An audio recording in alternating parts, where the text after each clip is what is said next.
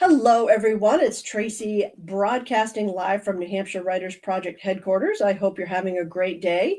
We are starting off week 3 with our live broadcast of our featured members in our holiday showcase. And this morning we're here with Liz Gauffreau. How are you, Liz? Very well, thank you.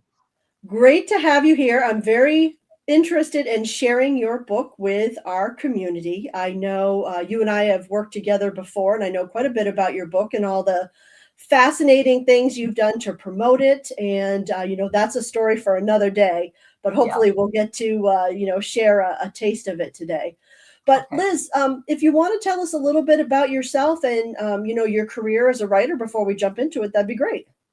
Oh, sure. I really started my career as a writer in the 9th grade, I would say. We were assigned William Faulkner's Barn Burning. It's a short story, and it introduced me to what literature is and how powerful literature could be. So I went to college and graduate school for fiction writing. Wow. And so I have spent 40 years working on my craft. Nice. Well, and I know this is not your first book. You have some books of poetry out as well. Yep. 2 books of poetry. Grief Songs is one, and the other is Simple Pleasures. And there's syllabic poetry. One is tanka, the other is haiku. And my debut novel is Telling Sunny. Okay. So this is your second novel. Yes. So Liz is the author of The Weight of Snow and Regret. And so if I were to describe this, and tell me if I'm wrong, it's fiction, but a lot of it is based on historical facts. I mean, you did quite a bit of research on the poor farm in Vermont. And your stories, your information is just so fascinating. So kind of talk to us a little bit about how you blended all that factual information and created a really unique story out of this. What I did was use the framework of the closure of the last poor farm in Vermont in 1968. So I researched, what was going on with the poor farm during that time, as well as some of the history to get the context that the characters would be operating in. And then I just made everybody up. So, and it was a delicate balance. Because I know readers sometimes like to read historical fiction to find out about a particular event or a particular period of time. And so since there was so much melding of the two, I thought it would be ethical of me to put in an author's note exactly what was the actual history and then what I just made up. So Okay. Oh, interesting. Well, and tell me too, because I always like to ask this of fiction authors. Did you write yourself in or some of your personality into one of the characters? Well, my personality ends up in there anyway, but probably the closest would be Hazel. Okay. Okay. And so can you tell us a little bit about this main character without giving away the story? Just a little bit of a hint of, I know that she's kind of a stranger in this story with a backstory that people, don't know about. Can you tell us a little bit about her? Yeah. Hazel is the matron at the poor farm, which means that she's in charge of the house with the cleaning and the cooking and taking care of the residents, giving them their medications and so on. And she and her husband, Paul, have been doing that work for 20 years. And now the state is telling them they're going to close it down. And basically, her character throughout is operating under a false belief.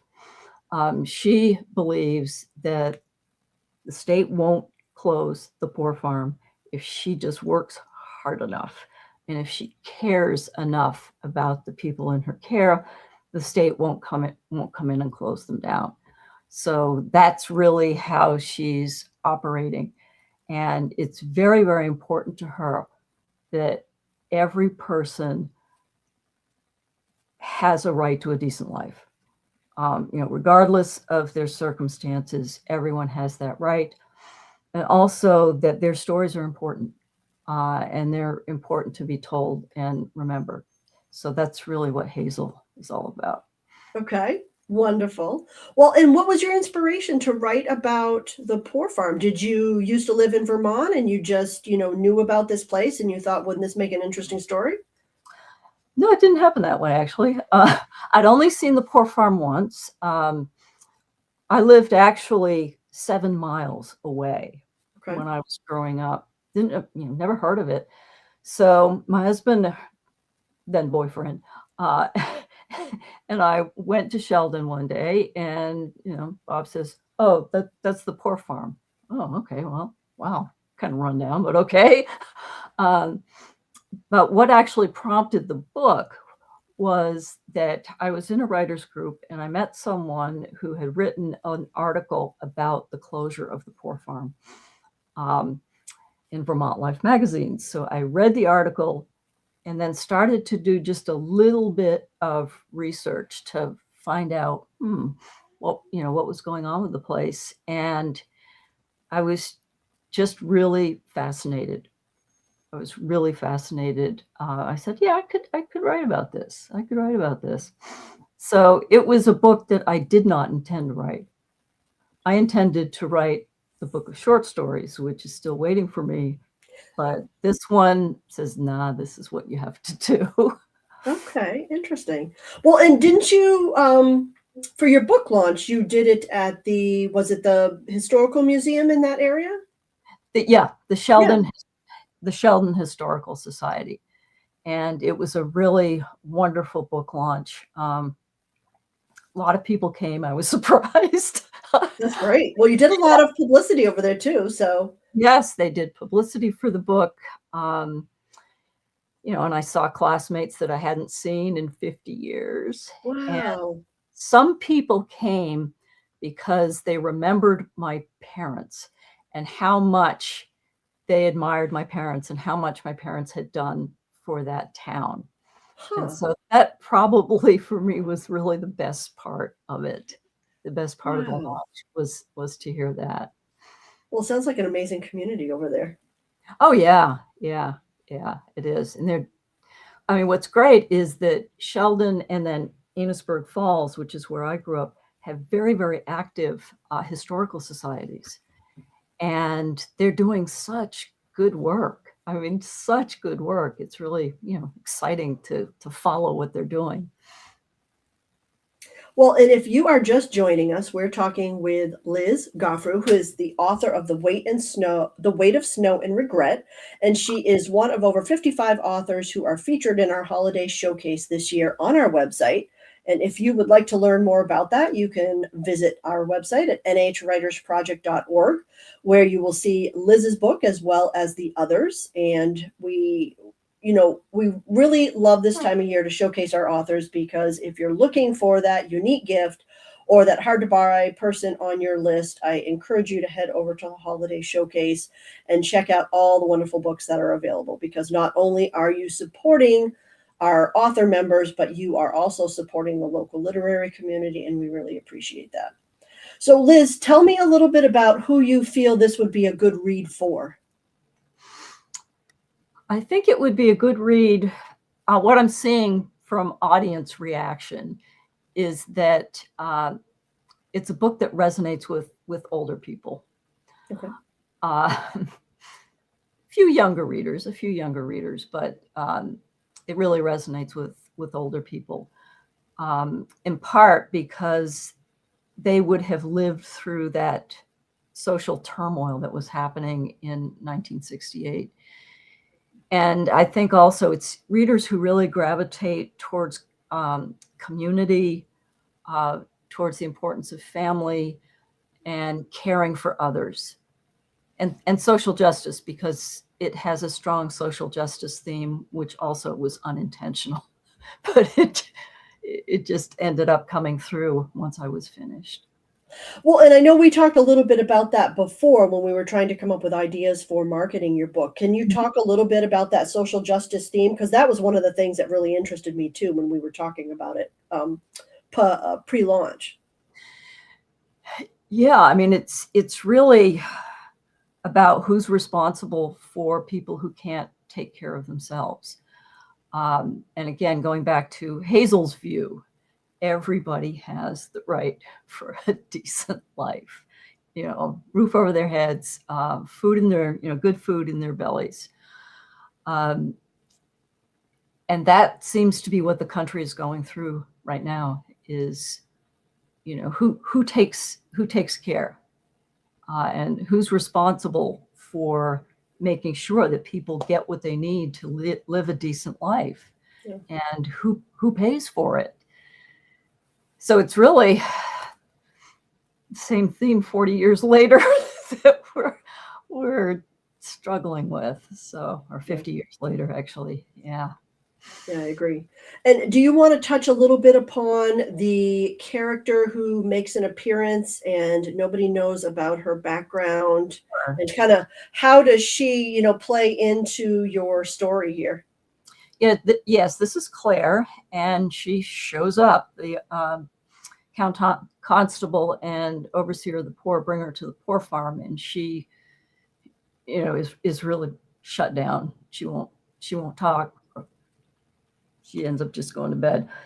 And then we find out that what was going on with her was that she was, a housewife who helped her husband with a furniture business.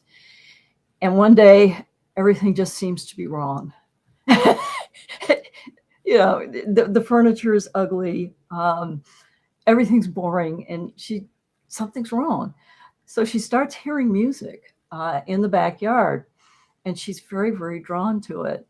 And she ends up meeting up with Leighton and Hopkins, who actually is a real person, and staying at a boarding house just so she can go listen to his music. So how that all fits in